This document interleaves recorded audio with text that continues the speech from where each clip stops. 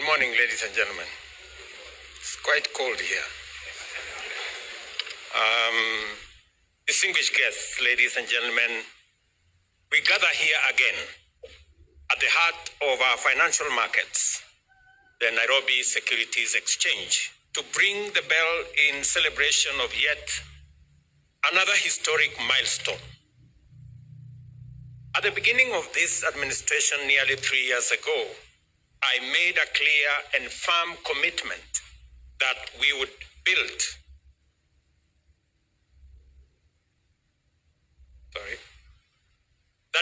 our nation by mobilizing local resources, encouraging a culture of savings, and channeling those savings into productive investments. The successful origination, structuring, and listing of the Lindsay 003 infrastructure asset-backed security, the first of its kind in Kenya, raising over 44 billion, is a landmark achievement by any measure. It affirms our confidence in market-based financing and demonstrates how we can sustainably fund large-scale infrastructure through our capital markets. This feat joins our G2G fuel supply innovation that many countries are now learning from us. The first ever asset-backed infrastructure securitization program that has raised over 175 billion off balance sheet, and our currency diversification strategy that is gradually reducing our borrowing costs. Today's listing reflects not only the deepening of our capital market, but also the innovation and sophistication now driving financial solutions that respond to the evolving needs of both the public and private sectors. Most importantly, it confirms our capacity to mobilize substantial domestic capital to finance strategic national priorities, reduce our reliance on external borrowing, and strengthen Kenya's economic resilience. The proceeds from this listing will directly support the construction of the Talanta Sports City Stadium, a compelling example of how financial markets can accelerate national transformation. The Talanta Sports City marks Kenya's first large-scale, purpose-built international stadium project in more than 40 years. The last comparable undertaking was the construction of Moi International Sports Center Kasarani, completed in 1987, ahead of the All Africa Games.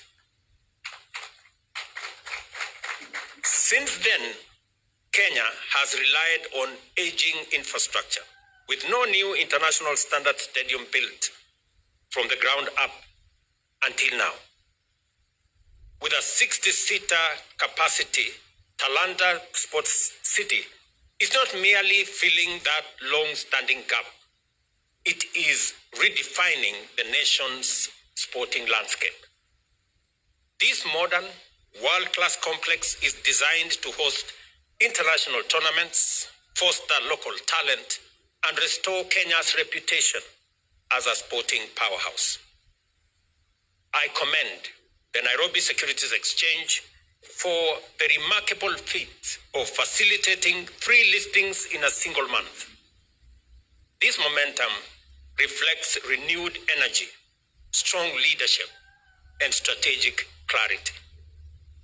I also extend my congratulations to Lindsay, Finco Trust, and Liaison Group partners for their innovation in financial structuring.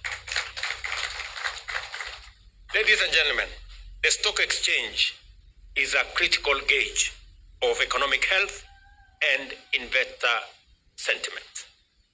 The strong recovery of the NSE, with market capitalization now standing at 2.5 trillion, reflects the soundness and consistency of our economic policies. Some of the choices we have made have not been easy, and at times not popular. But they have been necessary. They have been strategic and forward-looking. These decisions have helped us stabilize the economy, restore investor confidence, and lay a firm foundation for growth into the future. Today, both local and international investors are looking at Kenya with fresh optimism and renewed trust. 2 weeks ago,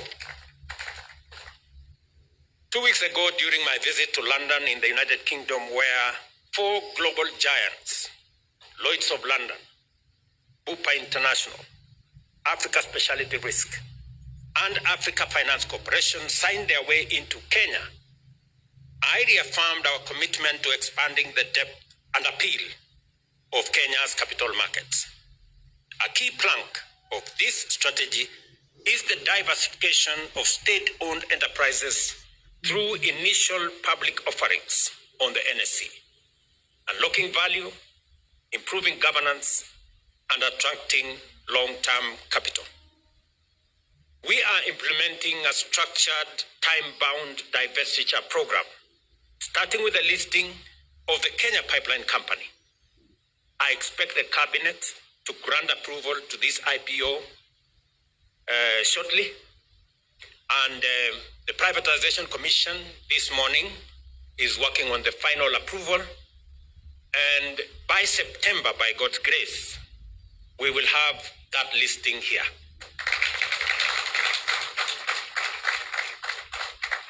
Ladies and gentlemen, there is compelling evidence that privatization is necessary to eliminate inefficiencies and raise the standards of governance in our public enterprises. While other nations in the region have moved boldly and strategically to divest and reinvigorate their economies, Kenya has not undertaken a single privatization in over a decade. That is about to change. To further strengthen our capital markets, the National Treasury is developing a minimum disclosure and listing framework for all public interest entities operating in Kenya. We are raising the bar to require public entities to begin disclosing standardized financial and operational data in line with capital markets standards. Within 1 year of initial disclosure, they will be required to list at least 20% of their equity on the NSE. This reform will promote transparency, improve governance, expand local ownership, democratize wealth, and give Kenyans the opportunity to directly participate in our country's economic success. The Cabinet Secretary for National Treasury will immediately establish an industry council to guide this process. The Secretary for National Treasury will guide this process on the appropriate legal instruments for adoption. I am told already that there is a committee of experts that has been set up, and I hope Waziri is going to work with the industry to make sure that the council is created, either out of the committee of experts or a much more expanded group. As I conclude, allow me to once again point out that transformation is happening all around us. The pledges I made to Kenyans are being realized one by one, day by day, pledge by pledge. And I remain committed to fulfilling every single one of them. Our economy is stabilizing and growing. Today, Kenya is ranked the 6th largest economy in Africa, up from the 8th 2 years ago. Inflation has dropped from 9.6 in 2022 to 3.8. today. The exchange rate has stabilized at Kenya shillings 129 to the dollar for more than a year, down from Kenya shillings 165. And foreign exchange reserves have climbed to 11.8 billion US dollars from US dollars 6.5 billion. Food production is improving. Maize output, for example, has grown by 50%. And farmer earnings for tea, coffee, and milk have also increased significantly. The affordable housing program is now active in all 47 counties, employing 320,000 Kenyans. And that number is expected to double in a few months. While our labor mobility program has placed 400,000 Kenyans in jobs abroad, Climate Works is onboarding 120,000 workers, and our ICT Digital Jobs Framework has 180,000 people working and monetizing their talent. In the health sector, 110,000 community health promoters are assigned to visit our homes, while more than 25 million Kenyans are enlisted with SHA, bringing us closer to universal health coverage and ensuring that access to quality health is not the privilege of a few, but a constitutional right for all. Our education reforms are also taking root. The CBC transition is complete. We have employed 76,000 teachers in 2 years and will hire another 24,000 in January. Our new student-centered funding model now guarantees quality and sustainable education. Additionally, our public savings at NSSF that stood at Kenya shillings 320 billion 2 years ago will double to 640 by the end of this year as our plan on revolutionizing our savings culture takes shape. Ladies and gentlemen, some have accused my administration of over-promising or taking on too many challenges at once. I have this to say.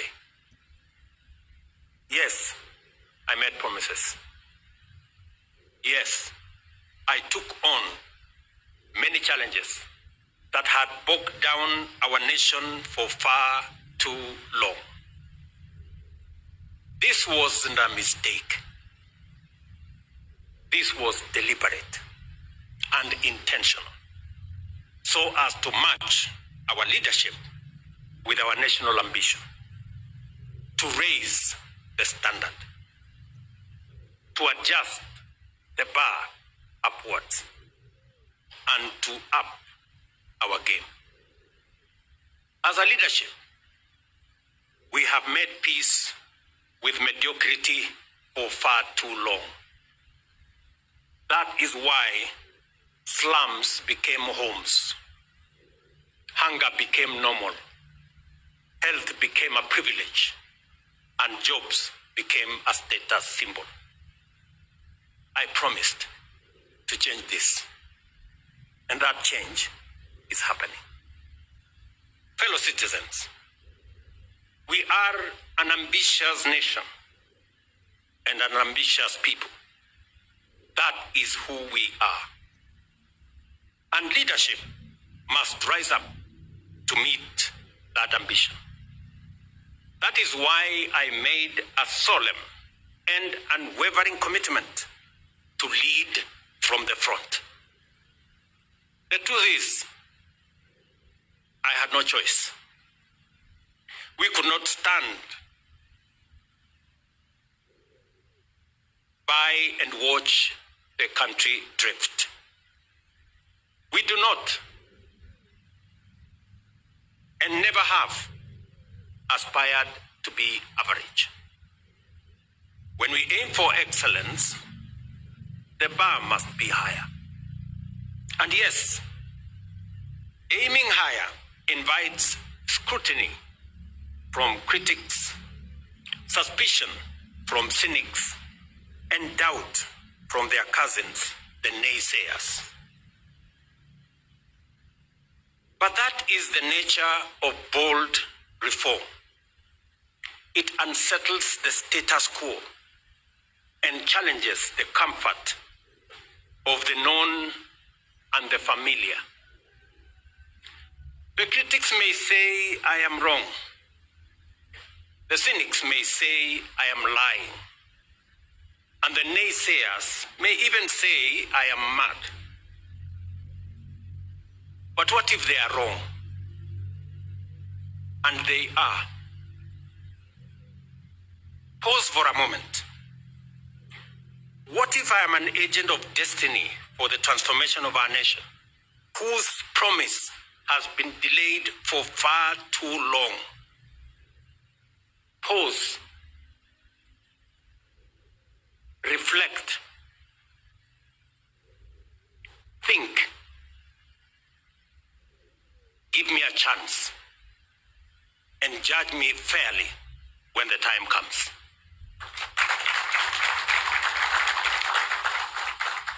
But we remain focused, purposeful, and committed to delivering what Kenya truly deserves. This is neither a gamble nor an experiment. It is a disciplined, determined, focused, and deliberate renewal of our nation's foundation. Even the most hardened, die-in-the-wool doubting Thomases will soon see a country reborn, a Kenya that dared to dream big, push harder, and break free from the chains of mediocrity. To paraphrase the Irish playwright and critic George Bernard Shaw, and I quote, "Some people see things as they are, and they ask why. We dream of things that never were, and ask, why not?"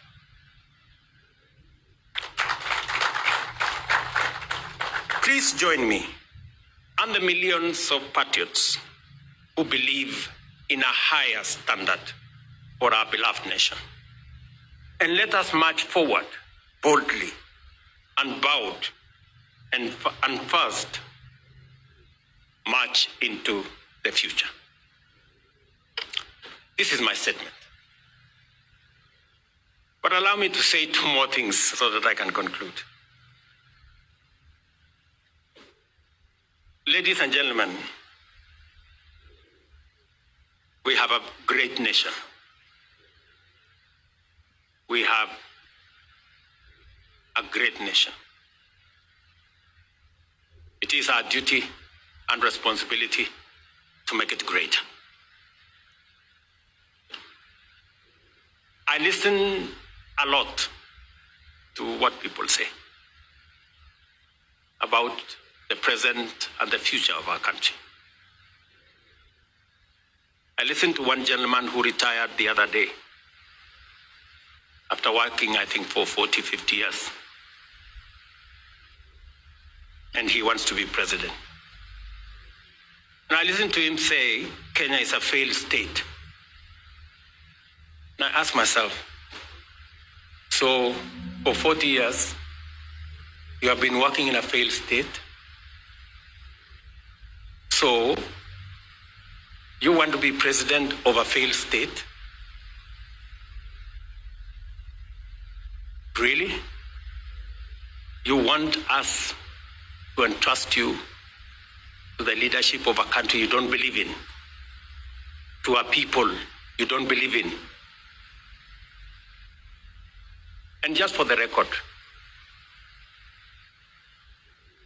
companies like Lindsay, Liaison,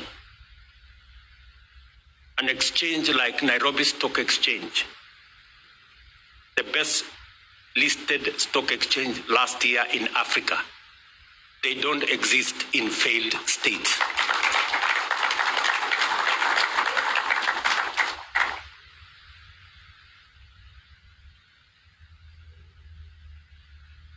I listened to another group of friends and Kenyans, brothers and sisters, who say Ruto must go. And for sure, just like those who were there before me, my time will come and I will go. Just like those who were there before me did. But respectfully, sirs, madams, let me ask you.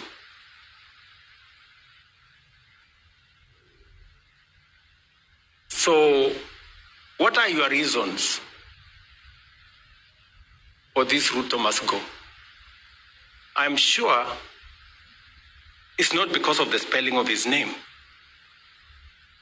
Maybe because you don't agree with the ideas, the policies, and the plan he has for our nation, which is okay. But please, would you kindly favor us with your counter plan, with your alternative plan? Because the more I listen, the more it is sloganeering. It's not about a plan, not about an alternative plan. And, hey, we cannot replace a plan you don't like with nothing. And I hear my brothers and sisters say, let Ruto go, then we will figure out. And we will tell you what is the alternative plan later. We cannot tell you now. To me, that sounds like the wash conmanship.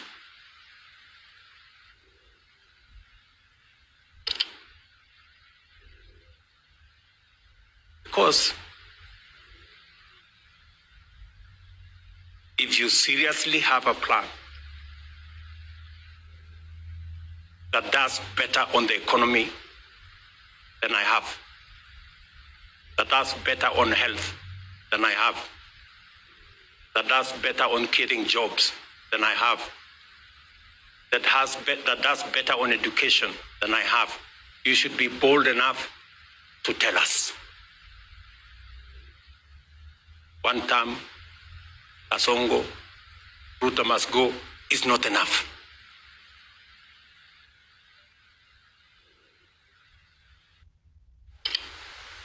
And we are going to have a candid conversation. Nobody is going to corner us. Sorry, guys. You have to come up with a better plan. Sloganeering is not enough. The more I listen to them, the more they tell us, oh, let's go back to NHIF. Oh, let's go back to the old model, the NHIF that never worked. Let's go back to the old funding model that crippled our university education. Oh, let's abolish housing. Let's do away with SHA. And to me, they sound like people who are accustomed to the status quo, the usual, the familiar, the no change. Ladies and gentlemen, we have a great nation. It is our duty to make it greater. Thank you very much. God bless you, and I thank you. A round of applause for His Excellency.